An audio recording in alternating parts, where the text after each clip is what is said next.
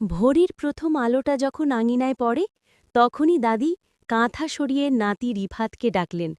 ওঠ রে বাবা, আজকে তো তোর স্কুল। রিফাত ঘুম জড়ানো চোখ মেলে বলল, দাদি, আজ আর হাঁটতে হাঁটতে যেতে ইচ্ছে করছে না। দাদির মুখে হাসি ফুটল।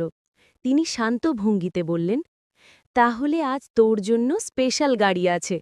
রিফাত অবাক, গাড়ি? দাদি দরজা খুলে আঙিনায় নিয়ে গেলেন। সেখানে দাঁড়িয়েছিল পরিবারের সবচেয়ে শান্ত প্রাণী, গরু লালি। গলার ঘণ্টা হালকা শব্দ করছে। দাদি স্নেহ ভরে লালির মাথায় হাত বুলিয়ে বললেন, আজ আমাদের লালি তোকেই স্কুলে পৌঁছে দেবে। রিফাতের চোখ উজ্জ্বল হয়ে উঠল।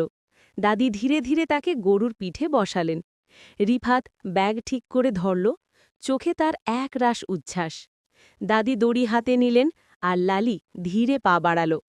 গ্রামের মেঠো পথে সকালবেলার বাতাসে লালির ঘণ্টার শব্দে যেন মধুর তাল মিলল। রিফাত গুরুর পিছে বসে চারদিকে তাকাচ্ছিল। ধান ক্ষেত, নারিকেল গাছ, পাখির ডাক, সব কিছুই নতুন লাগছিল তার কাছে।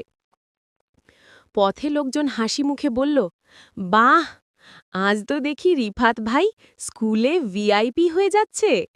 রিফাত গর্বে গরুর ঘাড়ে হাত বুলিয়ে বলল, এটা আমার লালি, খুব ভালো। দাদি পাশে হাঁটতে হাঁটতে নাতির দিকে তাকালেন। তার চোখে গর্ব আর ভালোবাসা। তিনি ভাবলেন, এই ছেলেটাই একদিন বড় হবে, কিন্তু এই ছোট ছোট মুহূর্তগুলোই থাকবে সবচেয়ে মূল্যবান স্মৃতি হয়ে। স্কুলের গেটে পৌঁছে রিফাত নিচে নামল। দাদির দিকে তাকিয়ে বলল, দাদি, কালকেও লালির পিঠেই যাব, ঠিক আছে? দাদি হেসে বললেন, যদি লালি রাজি থাকে তবে কেন নয় বাবা।